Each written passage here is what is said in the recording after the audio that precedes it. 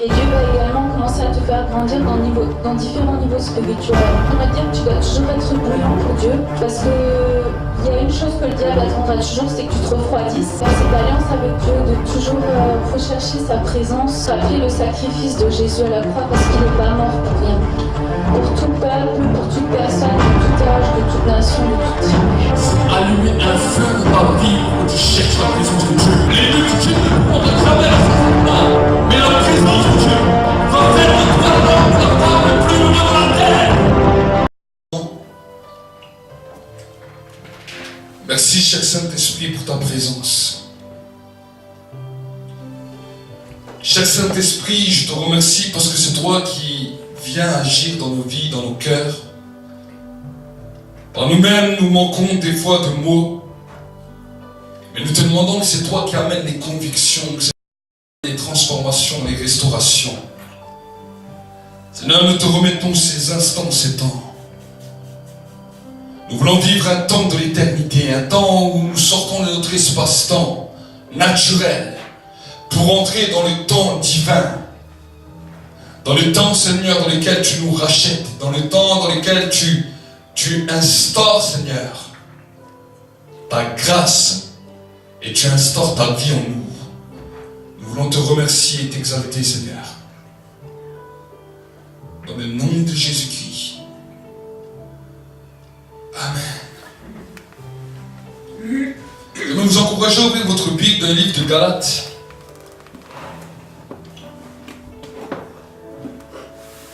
De Galates chapitre 5.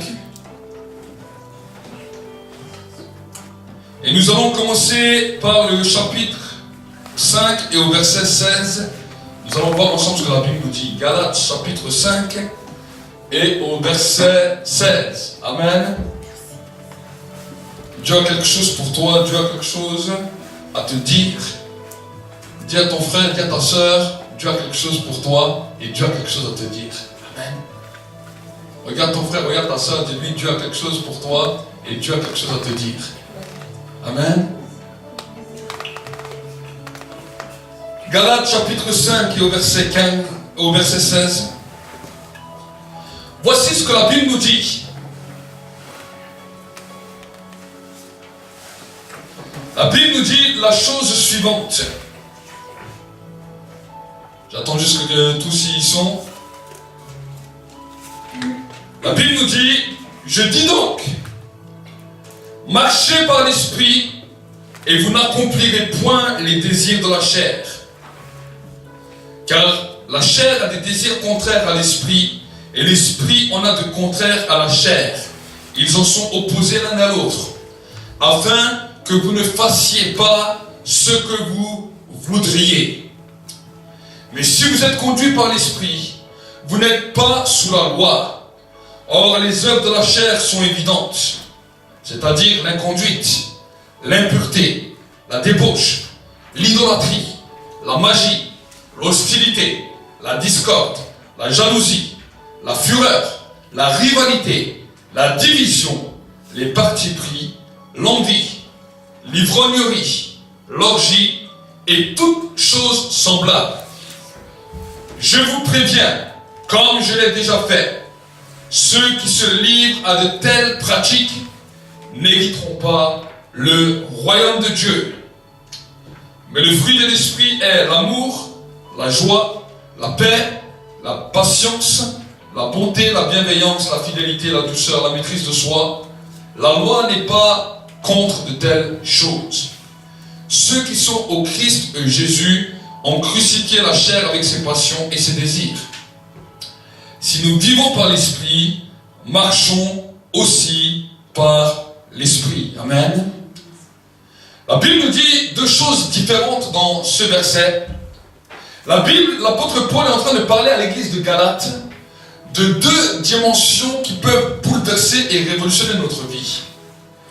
L'apôtre Paul est en train de dire que par la nouvelle naissance, nous vivons par l'esprit. Pourquoi ? Parce qu'avant que nous avons reconnu ce que Jésus a fait à la croix de Golgotha pour nous, avant que nous avons compris ce que Jésus a accompli il y a 2000 ans à la croix, la Bible nous dit que notre esprit était mort à Dieu. notre esprit n'avait pas la compréhension et la capacité de pouvoir être en accord avec Dieu. Mais la Bible nous dit que le jour où nous avons accepté Jésus comme notre Seigneur et Sauveur, nous sommes nés d'en haut, non pas de la chair, mais la Bible nous dit que nous sommes nés de l'Esprit. Et notre esprit a commencé à prendre vie à partir du jour de notre nouvelle naissance. Amen. Mais la Bible nous dit que ce n'est pas parce que notre esprit a pris vie le jour de la nouvelle naissance que le ciel est automatiquement ouvert. La Bible nous parle de deux choses. La Bible nous parle que la nouvelle naissance a permis que notre esprit puisse être né de nouveau, puisse commencer à vivre dans une capacité spirituelle à cause du Saint-Esprit. Mais ce qui va nous permettre que le ciel s'ouvre sur nos vies, c'est la marche par l'Esprit. Amen. La marche par l'Esprit est quelque chose de bien différent. Vous savez que même les démons, même les esprits méchants, qui aujourd'hui sont des démons, les anges déchus, avant qu'ils étaient des anges déchus, ils étaient des esprits vivants qui travaillaient auprès de Dieu et qui avaient une connaissance de Dieu parce qu'ils étaient au service de Dieu. Mais ce qui a fait leur chute, ce n'était pas que leur esprit est devenu mort du jour au lendemain, non. Ce qui a fait leur chute, c'est qu'ils n'ont pas marché dans la dimension dans laquelle le Saint-Esprit gouvernait et dirigeait le ciel. Est-ce que vous comprenez? Le Saint-Esprit a toujours donné des directions. Et le Saint-Esprit dirigeait le ciel, le Saint-Esprit conduisait tous les esprits dans le ciel. Parce que la Bible nous dit que Moïse l'a appelé le Père des esprits. Mais la Bible nous dit qu'à un moment donné, Satan, qu'on appelait Lucifer, qui était un grand archange qui dirigeait toute la chorale du ciel, a décidé de ne plus marcher dans la dimension de l'esprit. Et bien qu'il était un esprit vivant, il est devenu un esprit déchu. Un esprit déchu de la grâce. Est-ce que vous savez? C'est terrible. Que des hommes peuvent être nés de l'esprit et mourir en esprit déchu. Regardez, nous avons un exemple clé. Nous avons les 12 disciples qui ont marché avec Jésus. D'abord pendant 3 ans. Mais ensuite de ces 3 ans, la Bible nous dit qu'il y a eu un tri. Et la Bible nous dit qu'un d'eux était un traître. Celui qu'on appelle Judas. Et quand Jésus a parlé de Judas, il n'a pas dit, oui, voilà, Judas, c'est un homme croyant, c'est une personne qui n'a rien connu de la foi, c'est une personne qui était un ignorant. Non! Jésus a dit, l'un de vous est un démon. Est-ce que vous comprenez? Ça veut dire quoi? Ça veut dire que quand il a dit que l'un d'eux était un démon, c'était une personne qui était née d'en haut par l'esprit, mais qui ne marchait pas dans la dimension de l'esprit. Et il a été disqualifié à cause de cela. Est-ce que vous savez? La Bible nous dit même que c'est le premier d'un grand nombre de traîtres. Est-ce que vous comprenez? Pourquoi Jésus a insisté sur cela? Et pourquoi l'apôtre Paul a continué? Regardez ce qu'il nous dit. Regardez, il nous dira dans le verset 25, si nous vivons par l'esprit, marchons aussi par l'esprit. Ensuite, il nous dira les choses qui peuvent nous faire rater le ciel. Bien que nous avons reçu la vie divine, il y a des choses qui peuvent nous faire rater le ciel. Et regardez, la Bible nous dit, car la chair, dans le verset 16, et regardez ce qu'il nous dit. Il nous dit, je dis donc, marchez par l'esprit et vous n'accomplirez point les désirs de la chair. Tant que seulement on est né de l'esprit, mais qu'on ne marche pas par l'esprit, nous accomplissons toujours les désirs de la chair. C'est pour cela que cela peut mettre des fois des confusions, même dans l'église, même au milieu du peuple de Dieu. Nous pouvons voir des hommes et des femmes qui ont accepté Jésus, qui sont même passés par les eaux du baptême, qui ont même reçu des dons de l'esprit, qui peuvent même parler en langue, qui peuvent même prophétiser, qui peuvent même avoir des visions et des songes. Mais parallèlement à cela, nous pouvons voir le péché qui accompagne aussi ces gens. Et nous nous posons la question, est-ce que Dieu accorde le péché également avec la grâce? Non, ils sont nés de l'esprit parce qu'ils ont reconnu ce que Jésus a fait pour eux. Mais pour pouvoir être qualifié pour le ciel, Dieu ne te demande pas simplement de naître de l'esprit. La Bible nous dit que tu dois apprendre à marcher dans l'esprit. Amen. Et pour marcher dans l'esprit, tu dois apprendre ce qu'on appelle le renoncement. Le renoncement à toi-même, le renoncement à tes pensées, le renoncement à tes désirs, le renoncement à ce qui t'emmenait dans un égarement. Et la Bible, l'apôtre Paul nous dit, je dis donc, marchez par l'esprit et vous n'accomplirez point les désirs de la chair. Car la chair a des désirs contraires à l'esprit. Et l'esprit a des contraires à la chair.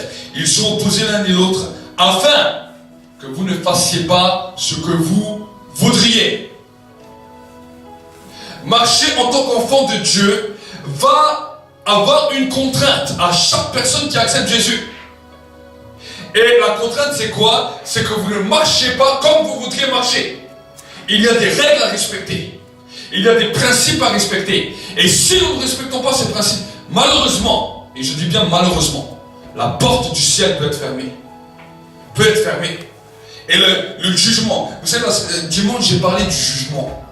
J'ai expliqué comment le jugement de Dieu pouvait être terrible. Et il y a même un verset dans l'Ancien Testament qui nous dit que le peuple juif, il y avait une prescription. S'ils ne recherchaient pas l'Éternel de tout leur cœur, il y avait une condamnation à mort sur leur vie. Et le Saint-Esprit m'a dit à mon peuple que s'ils ne me cherchent pas de tout leur cœur et de toute leur âme, cette même condamnation va continuer à agir sur leur vie. Et c'est pour cela qu'à un moment l'apôtre Paul dit, c'est pour cela qu'il y a parmi vous beaucoup d'infirmes et de malades et qu'un assez grand nombre sont décédés. Si nous nous jugeons nous-mêmes, nous ne serions pas jugés, mais par les jugements, le Seigneur nous corrige afin que nous ne soyons pas condamnés que le monde. Amen. Et là, l'apôtre Paul, dans cette grâce, continue à nous dire, mais si vous êtes conduits par l'Esprit, vous n'êtes pas sous l'œuvre de la loi. Alors, des fois on peut se poser la question, mais comment on peut être conduit par l'Esprit? Alors il nous dit, regardez, or les œuvres de la chair sont évidentes, c'est-à-dire l'inconduite, l'impureté, la débauche, l'idolâtrie, la magie, l'hostilité, la discorde, la jalousie, la fureur, la rivalité, la division, les partis pris, l'envie, l'ivrognerie et toutes choses semblables. Je vous le préviens, comme je l'ai déjà fait, ceux qui se livrent à de telles pratiques n'hériteront pas le royaume du ciel. On s'est habitué, je crois, dans notre 21e siècle, avec un message que Dieu est bon, que Dieu est amour, que Dieu pardonne tout, que Dieu a le bon dos pour tout. Mais on a oublié que l'Église primitive ne prêchait pas simplement que Dieu est bon et que Dieu est amour. Dieu est bon, bien sûr. Dieu est amour pour chaque homme, c'est vrai. Mais la Bible nous dit que l'Église primitive disait que si les hommes marchaient selon la chair et pratiquaient le péché, le royaume du ciel sera fermé pour eux. Amen. Il parle de ça, il parle de cela à l'Église. Il parle de cela à des croyants qui ont accepté Jésus comme Seigneur et Sauveur. Et il nous dira que toutes ces choses-là, et vous savez pourquoi il les a énoncées? Parce que nous pouvons nous retrouver dedans. Alors, souvent nous pouvons voir que le diable essaie de nous pervertir par l'inconduite. Qu'est-ce que c'est l'inconduite? L'inconduite, c'est des écarts de conduite. L'inconduite peut être la colère. L'inconduite peut être l'énervement. L'inconduite peut être des gros mots. Toutes sortes de choses peuvent nous faire sortir de nos gonds. Et nous sommes tous les jours confrontés à ce genre de choses. Nous pouvons rouler en voiture, quelqu'un nous fait une queue de poisson. Ça y est que maintenant, nous sortons de notre conduite normale. On commence à nous parler mal, on commence à nous manquer de respect. Voici maintenant qu'on peut sortir de notre bonne conduite. Et bien souvent, nous passons à côté de toutes ces choses. Aujourd'hui, en plus, nous pouvons simplement regarder les médias. Vous savez que les médias sont exprès travaillés pour que vous puissiez travailler dans la conduite. Des choses que vous allez voir à travers même les simples informations vont commencer à vous énerver sur votre chaise ou sur votre canapé, là où vous êtes. Des simples choses que vous pouvez voir, des simples paroles vont mettre les gens dans une telle colère que même des paroles peuvent sortir de leur bouche et les amener dans l'inconduite. Le diable travaille cela pour nous éloigner du salut. Amen. Et bien des fois, nous ne réalisons pas tout ce qui est en train de se passer. Ensuite, il continue, regardez. L'impureté. L'impureté, combien de fois nous pouvons être attaqués dans nos propres vies par des pensées impures. L'impureté, ce n'est pas toujours ce que tu peux voir à la télé ou sur internet ou tout. Combien de fois il y a des pensées impures, des fois qui passent dans nos vies. Des pensées qui ne sont pas pures, des pensées qui ne sont pas bonnes. Combien de fois nous avons du soupçon envers nos frères, envers nos sœurs, envers des personnes qui viennent parler avec nous. Pourquoi? Parce que notre conduite intérieure n'est pas pure. Et ce sont des choses sur lesquelles vous devez travailler. Ce sont des choses sur lesquelles Dieu nous interpelle et Dieu demande que nous travaillions ça. Amen. Et la Bible nous dit que tu dois faire tout le contraire de cela. Si tu vois que l'inconduite est là, alors commence à bien te conduire. Commence à dire, Seigneur, quand je prie, Seigneur, je te demande de toucher ma conduite et que ma conduite commence à changer. Amen. Ma conduite personnelle commence à changer. Seigneur, tu vois ces pensées impures qui touchent ma vie. Je te demande de changer mes pensées et de me donner des pensées pures. Ça, c'est comme ça que vous allez commencer à marcher par l'esprit. Pas simplement dire pardon quand vous avez fait un péché que vous trouvez assez gros. Mais commencez à analyser vos vies et dans votre vie de prière, commencez à dire, Seigneur, tu vois, là, je reconnais que ma conscience n'est pas encore assez réveillée pour toi. Ma conscience est encore avec des peurs. Ma conscience est encore avec des soucis. Ma conscience est encore avec des tracas. Vous savez que tant que vous n'avez pas la paix, le diable a déjà gagné le combat sur vous. Est-ce que vous comprenez? Tant que la paix réelle n'est pas là, vous allez combattre contre toutes les situations de vos vies sans jamais trouver la victoire. Pourquoi? Parce que vous n'avez pas la paix. La première dimension de la victoire est la paix. Et pour avoir la paix, tu dois voir que dans l'intérieur de toi, il y a des choses que tu dois changer.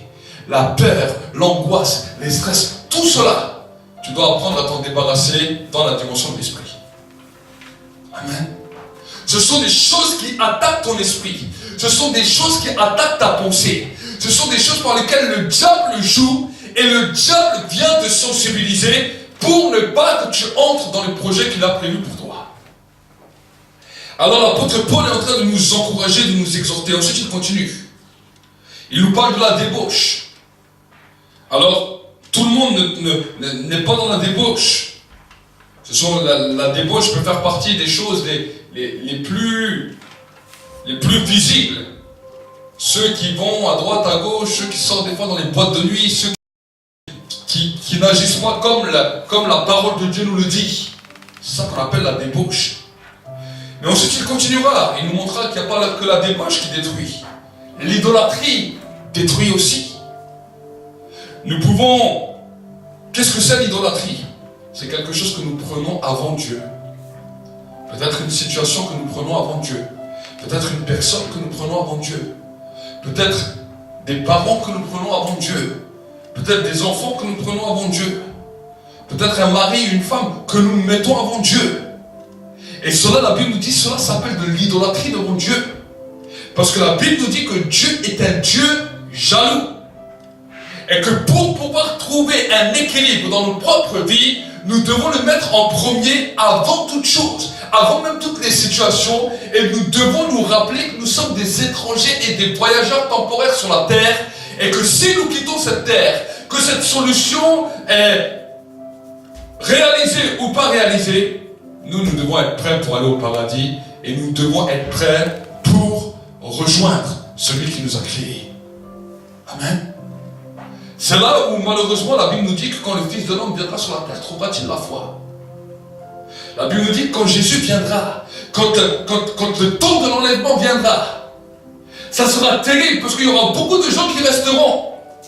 Quand nous regardons les statistiques de la Bible, nous voyons que 5 seront prises et 5 seront laissées. Les 5 vierges folles et les 5 vierges sages. Ça veut dire la moitié. Quand nous lisons dans la Bible, nous voyons que la moitié va rester. Pourquoi la moitié va rester? Alors qu'ils chantaient dans les rues, alors qu'ils prophétisaient, alors qu'ils disaient des choses, alors qu'ils faisaient des choses même pour Dieu. Pourquoi? Parce que l'idolâtrie était dans leur cœur. La Bible nous dit, en raison des progrès de l'iniquité, l'amour des plus grands nombre se refroidira. Et quand le Fils de l'homme reviendra sur terre, trouvera-t-il la foi? Trouvera-t-il la foi? Trouvera-t-il ton cœur entier pour Dieu? Ou trouvera-t-il ton cœur partagé? Partagé par une situation, partagé par un problème, partagé par des personnes. Nous devons mettre Dieu en premier et le reste viendra par-dessus. Amen. Ensuite, il continue. La magie. La magie, souvent on croit que c'est seulement le magicien du coin. Aujourd'hui, vous avez toutes sortes de magie qui agit dans notre monde. Vous voyez à travers notre temps, notre siècle, les voyants, les voyantes qui font des choses, qui interpellent les gens, qui veulent leur lire l'avenir. Vous avez l'horoscope, vous avez toutes sortes de choses, vous avez les lectures de la main, vous avez toutes sortes de choses qui viennent pour détruire et polluer les personnes. Pour détruire et polluer les hommes et les femmes. Et vous avez aussi la magie. Vous savez que quand nous commençons à en vouloir à une personne, sans nous en rendre compte, nous pratiquons de la magie. Parce que nous permettons à un démon de se servir de notre esprit pour détruire une personne avec qui on a un problème. Et c'est pour cela que la Bible nous demande de pouvoir pardonner ceux qui nous ont offensés, ceux qui nous ont fait du mal, ceux qui nous ont pas compris. Nous ne devons pas lancer encore des malédictions, mais nous devons apprendre à pardonner. Et ça, c'est quelque chose que nous devons apprendre tous les jours. Nous avons la capacité et le devoir d'apprendre à pardonner. Comme tu pardonneras, la Bible nous dit le Seigneur te pardonnera. Comme tu jugeras, le Seigneur te jugera. Amen. On continue. L'orgie et toutes choses semblables. Je vous en préviens comme je l'ai déjà fait. Ceux qui se livrent à de telles pratiques n'hériteront pas le royaume du ciel. C'est quelque chose à réfléchir. Pourquoi? Parce que la Bible nous parle d'héritage. Amen. Le ciel n'est pas simplement donné comme quelque chose qui n'a rien à voir. La Bible nous dit que le ciel est un héritage. Amen. Le ciel, mon frère, ma soeur, est un héritage qui est destiné à tous ceux et celles qui ont appris à renoncer à eux-mêmes, à renoncer à leur propre chair. Et ensuite, il nous dira, voici maintenant le fruit que tu dois commencer à développer dans ta vie. La Bible nous dit, le fruit de l'esprit, c'est l'amour. Nous avons vu ensemble dimanche quelle était la grande dimension de l'amour, la première dimension de l'amour. L'amour, ce n'est pas simplement prendre une personne dans ses bras et lui dire je t'aime. Vous savez, dans le monde, partout, les gens peuvent faire ça et les gens peuvent se détester. Les gens, même du monde, peuvent faire ça et demain, ils peuvent se faire la guerre. Ce n'est pas parce qu'ils se sont serrés et qu'ils se sont dit je t'aime que demain, ils ne peuvent pas être en guerre. Mais la première dimension de l'amour, c'est que l'amour, nous allons commencer à prier et dire Seigneur, je te demande, commence à pardonner telle personne. Vous savez que les défauts chez les autres, on les voit plus facilement que chez nous. Quand les gens font des erreurs et quand les gens pêchent, nous le voyons plus facilement que chez nous. Mais quand tu commences à voir quelqu'un qui pêche, avant de commencer à le critiquer, avant de commencer à le juger, alors dis Seigneur, tu as dit de ta parole que l'amour couvre une multitude de fautes. Et que c'est mon devoir de commencer à pardonner. Je ne veux pas simplement voir avec mes yeux l'erreur ou le péché que les gens font. Mais je veux te demander pardon pour cette personne et je te demande de secouer sa conscience pour que lui-même puisse le voir. Pour que ce n'est pas simplement à moi de lui dire, mais que lui-même puisse le voir. Amen. Ça, c'est la première dimension de l'amour. La Bible nous dit que le plus grand acte que Jésus a fait de son amour, c'est quand il était à la croix de Golgotha. Alors que tout le monde était en train de lui cracher dessus. Tout le monde était en sang. Il était à l'agonie, en train de mourir. Il a fait la plus grande déclaration d'amour.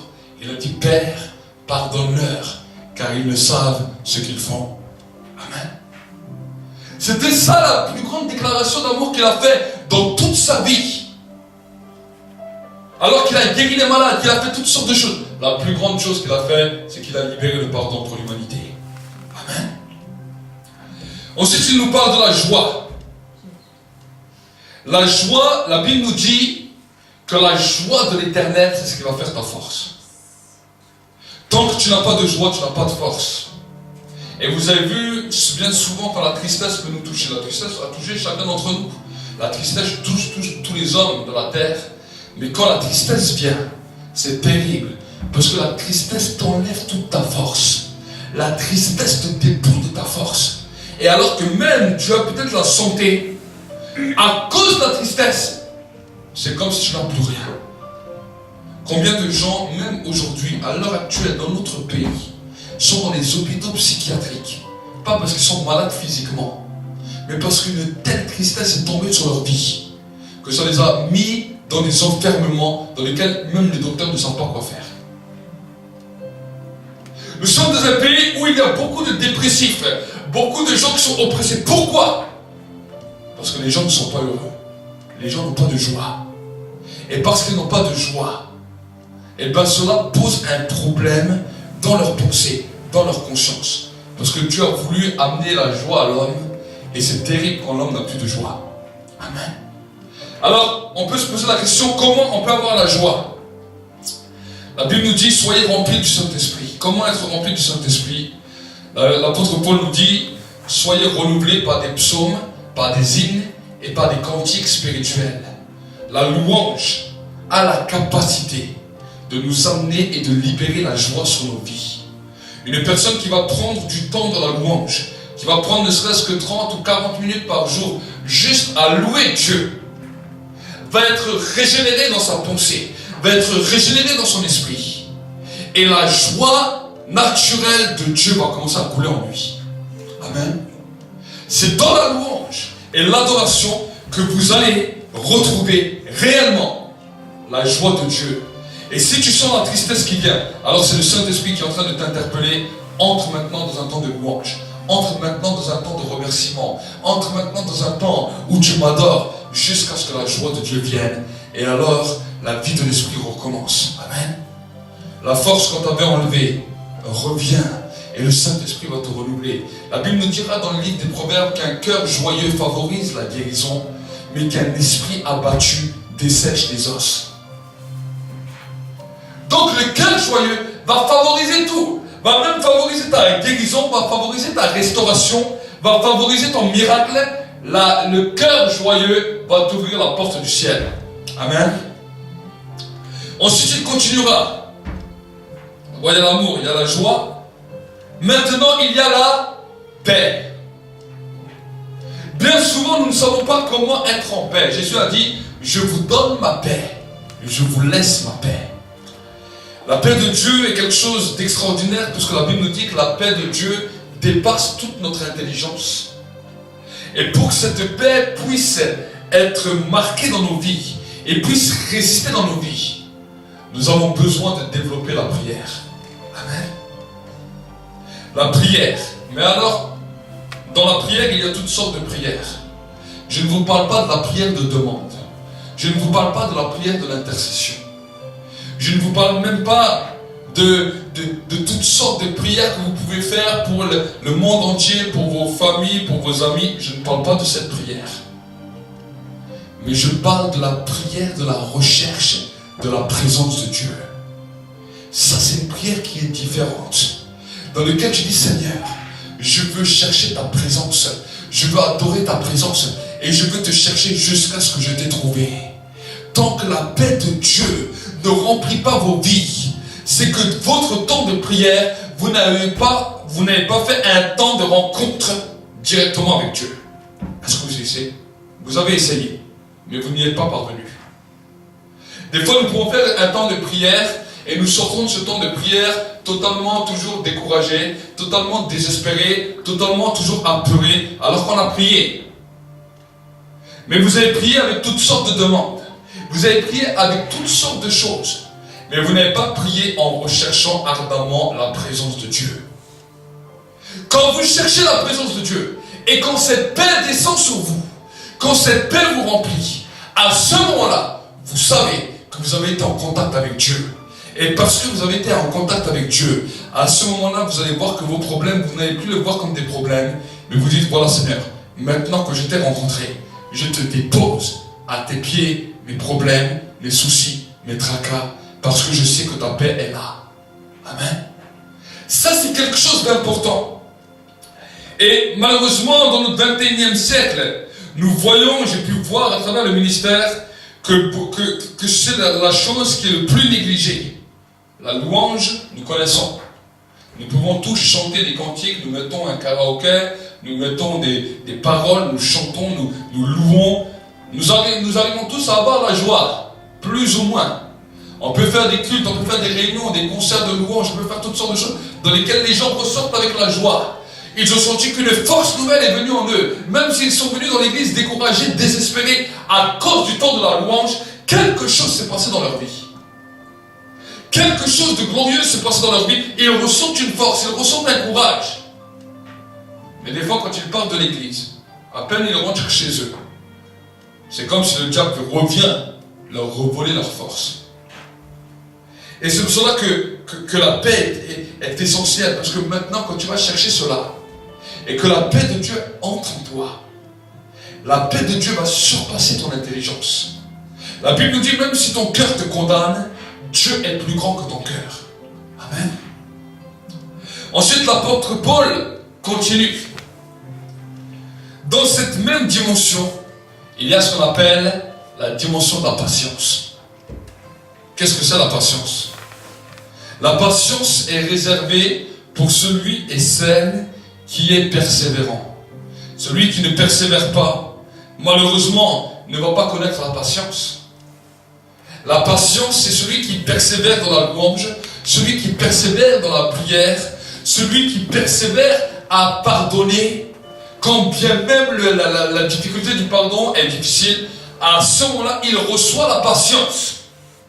La patience de Dieu vient sur la vie d'un homme, et à ce moment-là, le stress de la vie que nous pouvons connaître, jour après jour, surtout dans notre société en Europe et en France particulièrement, nous voyons les hommes et les femmes qui sont stressés, qui sont pressés. On veut tout rapide, tout de plus en plus rapide. On veut aller manger au rapide. C'est pour ça qu'on a créé les fast-food, on a créé tout qui est rapide.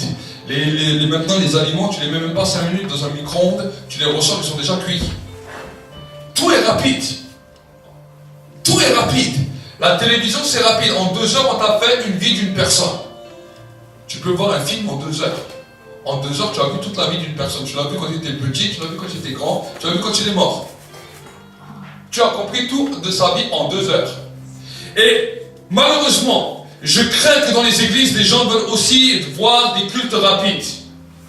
Dès que le culte devient trop long, les gens commencent à râler.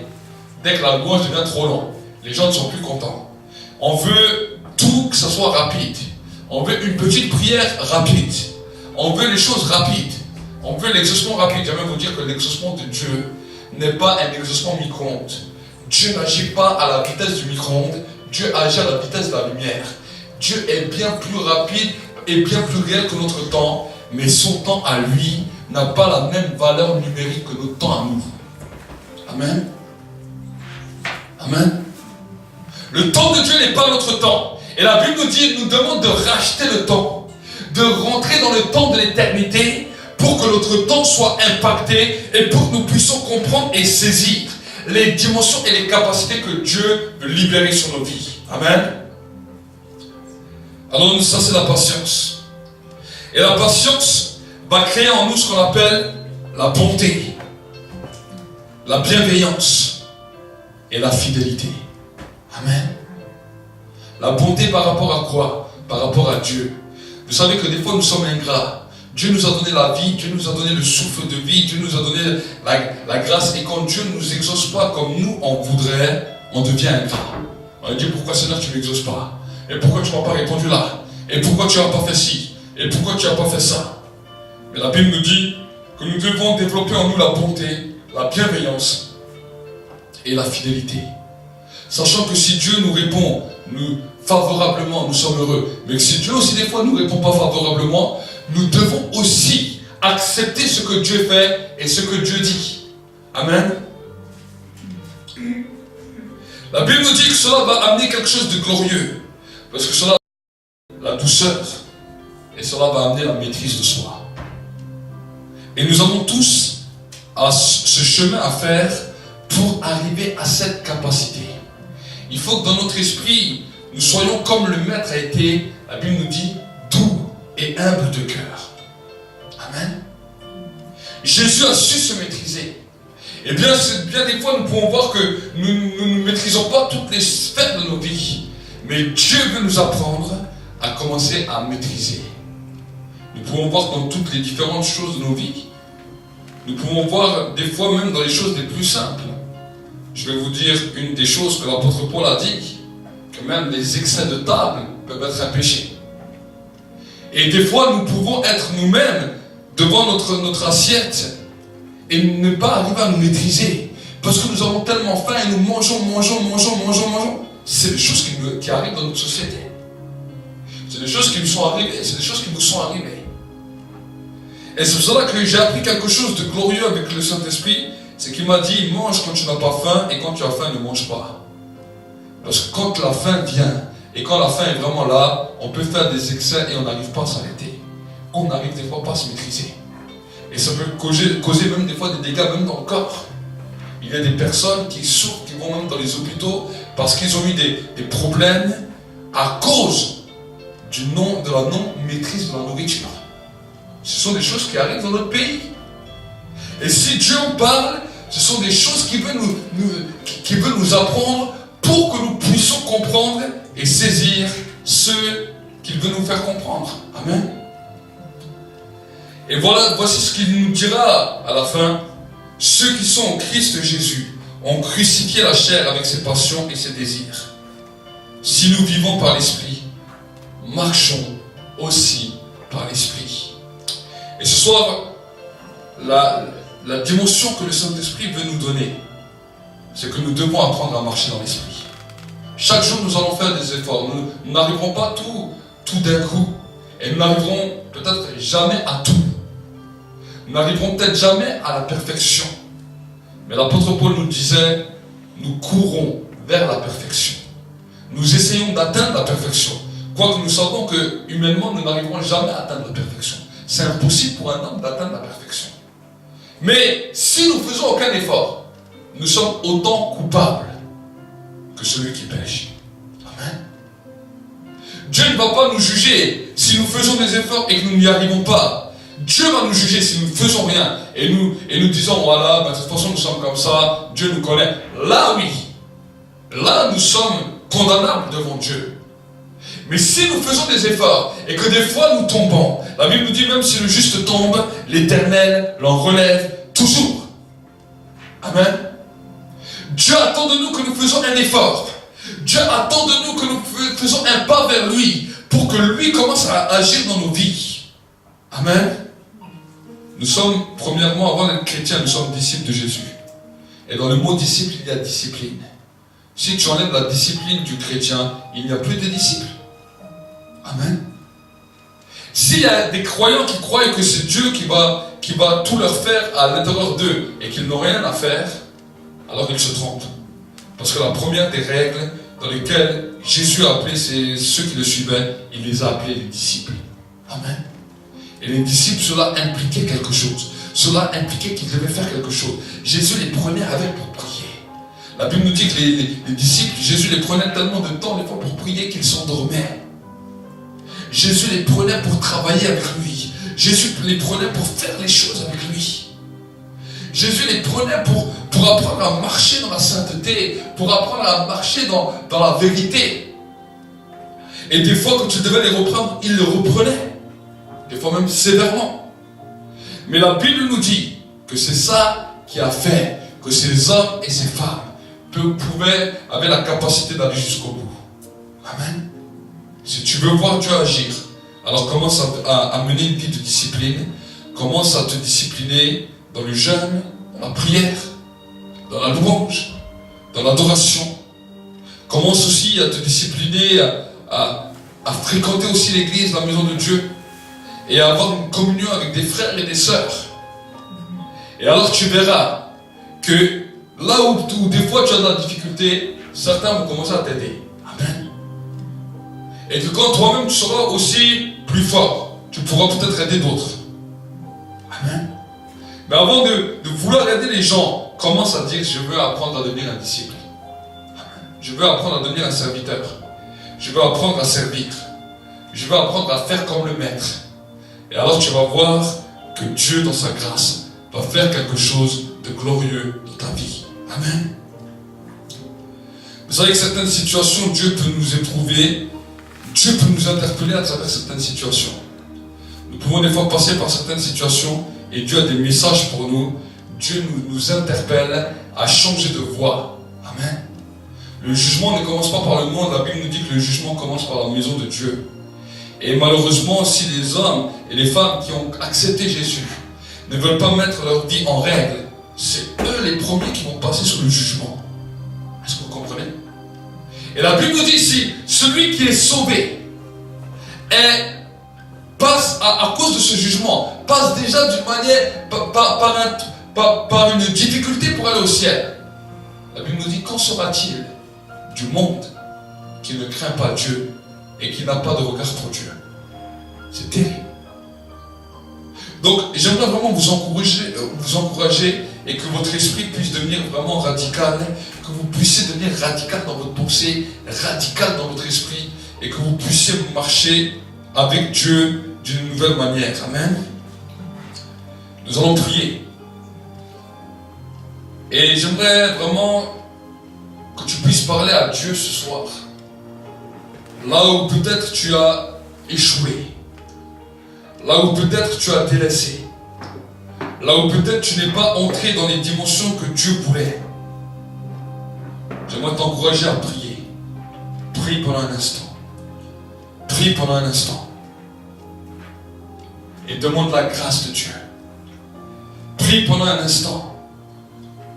Et demande à Dieu de te changer. Demande à Dieu maintenant que cette semaine soit un nouveau temps de défi.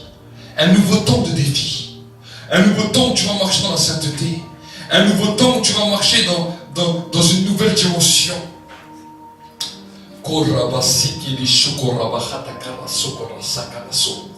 Sa présence est là. Oh, cher Saint-Esprit, je te demande maintenant. Je te demande d'insuffler quelque chose de nouveau. Touche encore nos consciences. Touche encore les consciences de ton peuple ce soir. Ici présent, mais aussi sur le net. Que la conscience de ton peuple soit touchée. Et que tout ce que le diable voulait venir mettre comme aveuglement, tout ce que le diable voulait venir mettre dans les pensées, dans les cœurs, que cela soit détruit maintenant. Soit détruit maintenant. Je paralyse, je détruis maintenant toutes les œuvres des ténèbres. Je détruis maintenant les œuvres de la mort maintenant. Je commande la vie. Je commande la vie. Je commande la vie. Je commande la vie. Et je paralyse maintenant les œuvres des ténèbres. Je paralyse les œuvres de la mort. Je paralyse les œuvres de l'occultisme. Je paralyse les œuvres de la magie maintenant. Et je déclare le sang de Jésus. Le sang de Jésus. Le sang de Jésus. Dans le nom de Jésus-Christ. Dans le nom de Jésus-Christ. Seigneur, je libère maintenant le ministère des anges. Je libère le ministère des anges, des archanges, des séraphins, des chérubins maintenant. Et que maintenant, Seigneur mon Dieu, mon roi, un temps nouveau s'ouvre. Une saison nouvelle s'ouvre. Que maintenant, un temps maintenant nouveau s'ouvre. Que un temps maintenant nouveau s'ouvre.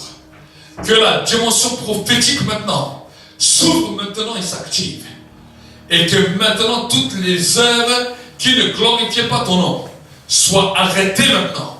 Soient arrêtées maintenant. Soient arrêtées maintenant. Dans le nom de Jésus-Christ.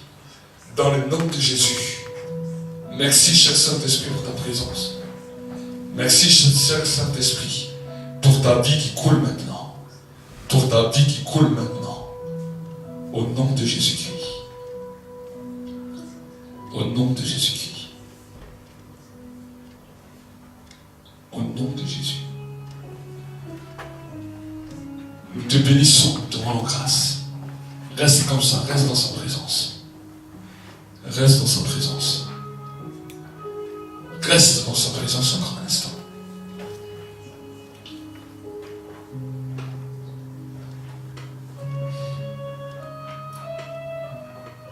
Il est digne de recevoir la gloire. Il est digne de recevoir l'honneur. Que la paix de Dieu commence à descendre sur vous maintenant. Que la paix de Dieu commence à descendre sur vous maintenant. Dans le nom de Jésus. Dans le nom de Jésus. Dans le nom de Jésus-Christ.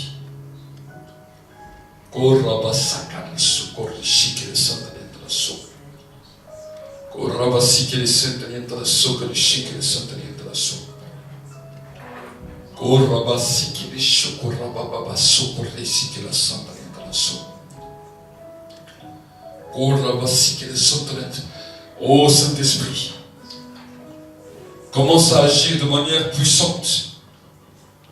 Commence à agir dans le nom de Jésus, dans le nom de Jésus-Christ, dans le nom de Jésus-Christ, dans le nom de Jésus-Christ. Ça Myriam, viens. Viens, je vais prier pour toi. Reste en prière. Lève tes mains. Que la paix de Dieu maintenant descende dans la vie de ma soeur maintenant. Que la paix de Dieu commence à descendre dans sa vie maintenant. Maintenant. Au nom de Jésus. Au nom de Jésus, Saint-Esprit, remplis-la. Remplis, remplis, remplis, remplis, remplis. Maintenant. Que tout ce qui était détérioré dans ton esprit, toutes les fragmentations de l'esprit, je commande un temps de restauration et de guérison. Un temps de guérison. Maintenant. Maintenant. Maintenant.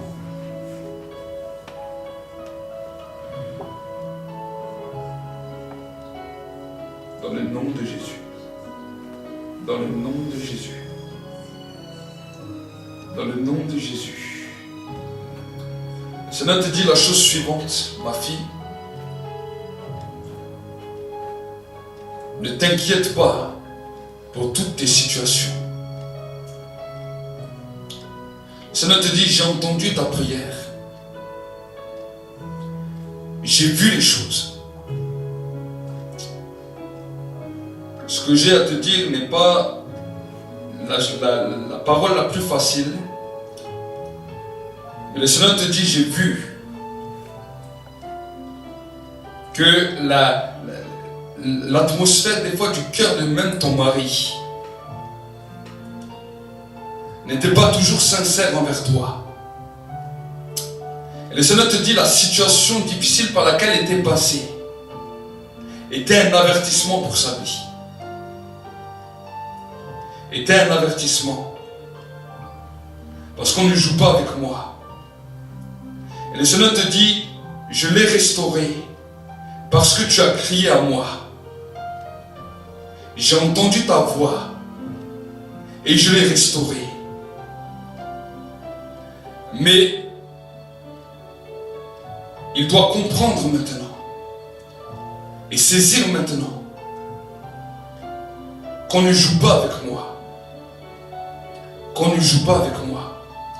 Le Seigneur te dit, je t'ai amené ici ce soir parce qu'il veut te mettre maintenant, il veut te revêtir d'une onction sur ta vie. Et simplement parce que tu vas continuer à prier et tu vas continuer à rester dans cette paix avec moi, je vais lui faire comprendre, je vais amener dans ta maison la crainte de mon nom. L'onction que je libère sur ta vie maintenant, c'est une onction pour la crainte de mon nom. Reçois maintenant. Reçois maintenant. Reçois. Rabakaba shokobasa. Ribakantariataraso. Ribakaraso. Et que maintenant, toutes les chaînes des ténèbres qui liaient ta vie maintenant et qui t'empêchaient d'avancer plus loin avec moi, soient brisées maintenant. Soient brisées. Que tu trouves la paix. Que tu trouves un sommeil profond. Et que la paix descende sur toi à partir de maintenant. Maintenant. Au nom de Jésus. Reçois. Reçois, reçois, reçois. Au nom de Jésus-Christ. Au nom de Jésus. Au nom de Jésus. Au nom de Jésus maintenant. Que la joie de Dieu vienne maintenant sur toi. Au nom de Jésus. Au nom de Jésus.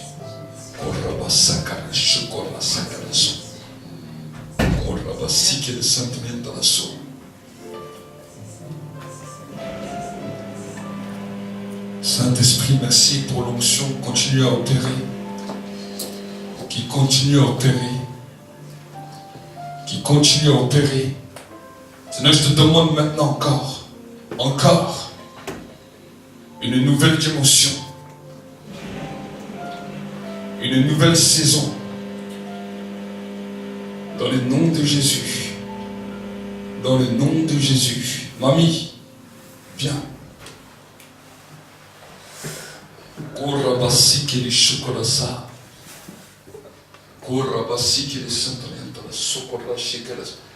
Reste dans cette atmosphère, lève les mains. Merci, cher Saint-Esprit, pour ta présence. Merci, cher Saint-Esprit, pour ta présence. Que le temps nouveau vienne. Qu'un temps nouveau vienne. Maintenant. Maintenant. J'appelle ton esprit maintenant. J'appelle ton esprit.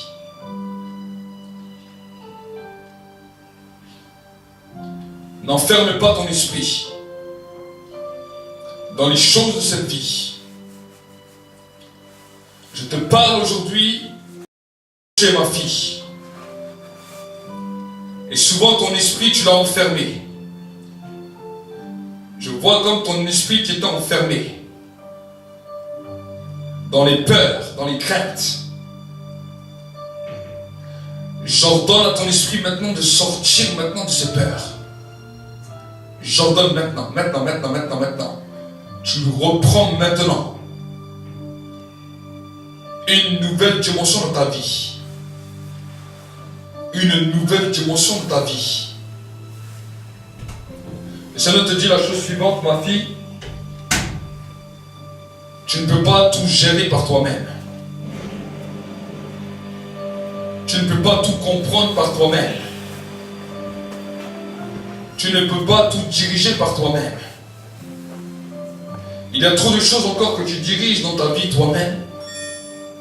Il y a trop de choses encore que tu fais par toi-même, par ta propre force, sans dépendre de moi. Tu ne dépends pas totalement de moi et beaucoup de situations dans ta vie sont arrêtées parce que tu ne dépends pas de moi.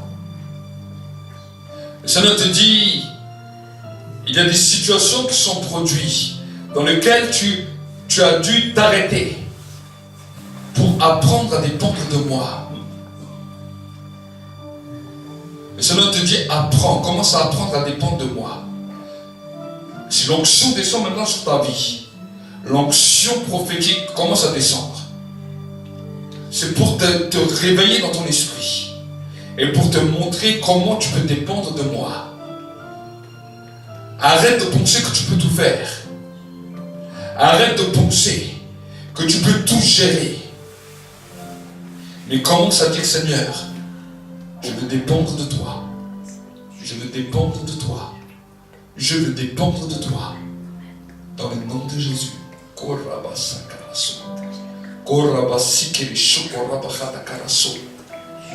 Saint-Esprit, remplis-la.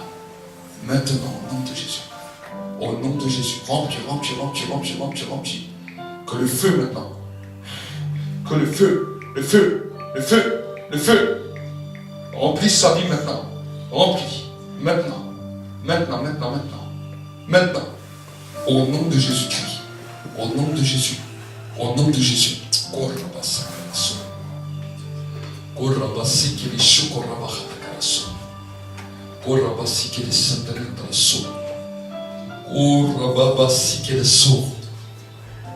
Seigneur mon Dieu, mon roi, continue à agir.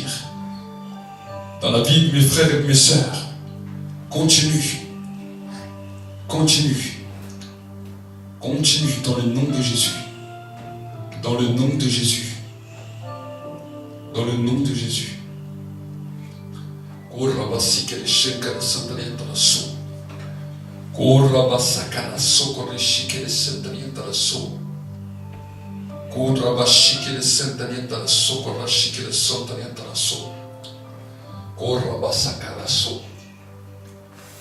Ma soeur,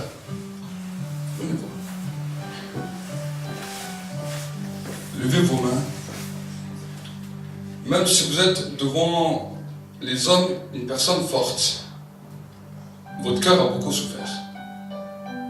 Je vois beaucoup de larmes, des choses que vous ne montrez pas toujours aux gens. Et le Seigneur veut vous libérer un manteau de consolation sur vous.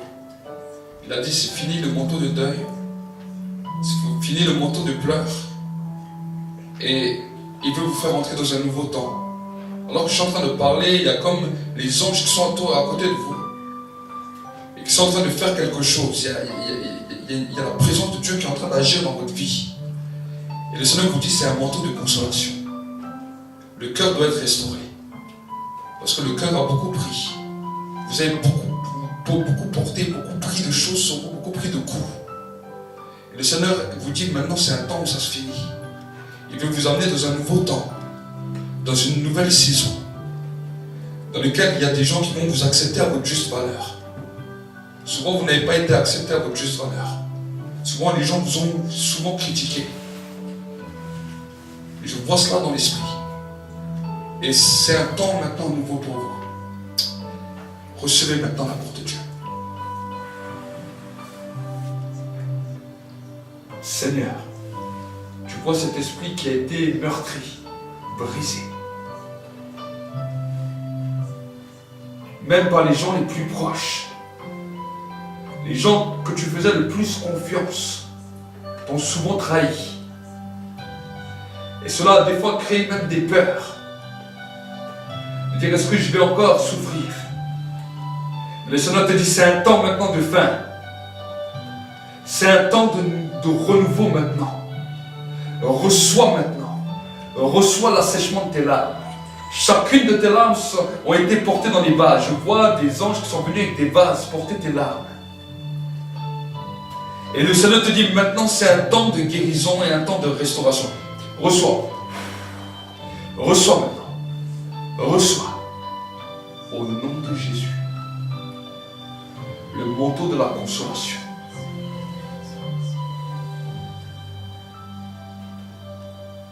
Le temps de l'assèchement des larmes. Dans le nom de Jésus.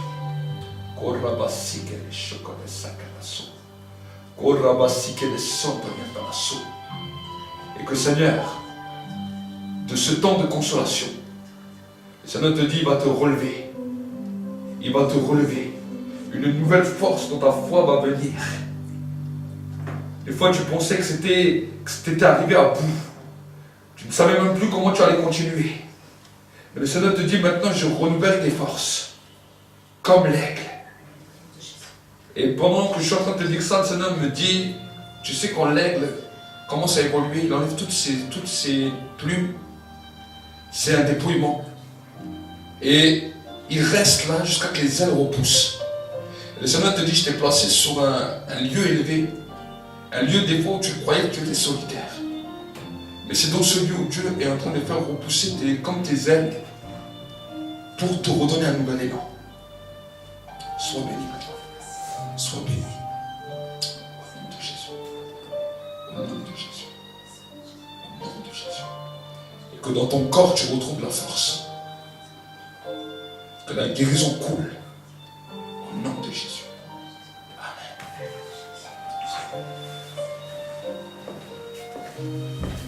Sois dans restez dans la présence de Dieu. Le Seigneur donne des directions, le Seigneur parle. Ferme les yeux. Merci Saint-Esprit pour ta présence. ta grâce commence à changer leur vie. Que ta grâce, Seigneur, renouvelle leur cœur.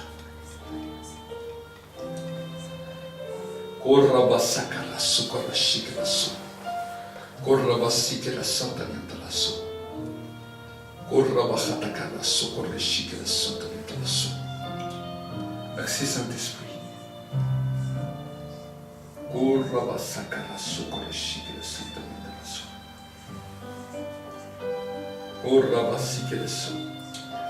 Le Seigneur te dit, Manassé, je pose ma main sur toi.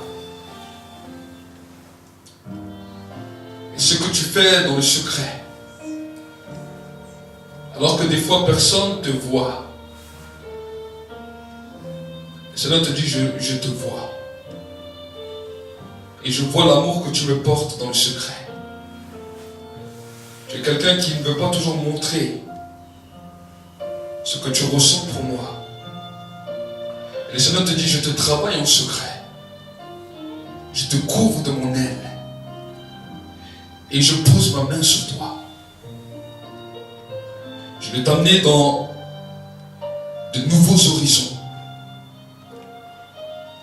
Et je vais te montrer de nouvelles choses. Mais ce que je te demande, c'est de marcher encore plus près de moi. D'essayer de chercher encore plus ma présence. Reçois maintenant. Reçois cette onction pour la recherche. Et que ta vie entière soit changée. Et que ta vie entière soit changée. Dans le nom de Jésus. Merci pour ta présence. Merci pour la vie de Joshua.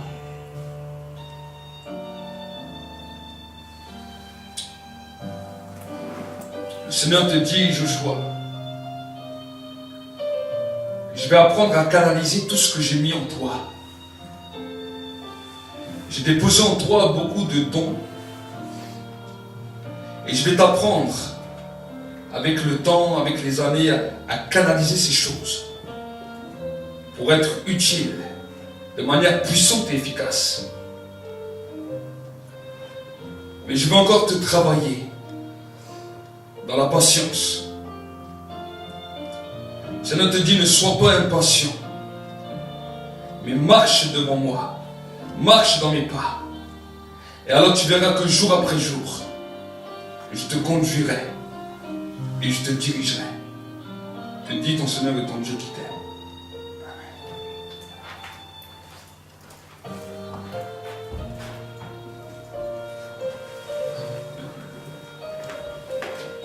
Restez dans cette atmosphère. Restez dans cette atmosphère. L'onction prophétique est en train de se répandre. Merci, cher Saint-Esprit, pour ta présence. Merci de bénir ta fille, ta servante.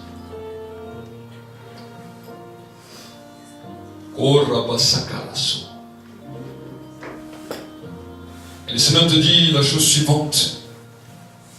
Ma fille, je te connais. Et dans ton esprit, à l'intérieur de toi, tu sais dans ta conscience, là où je t'attends. Et des fois, il y a des situations qui font que tu ne viens pas toujours dans cet endroit où je t'attends. Mais le Seigneur te dit, je t'attends encore et encore.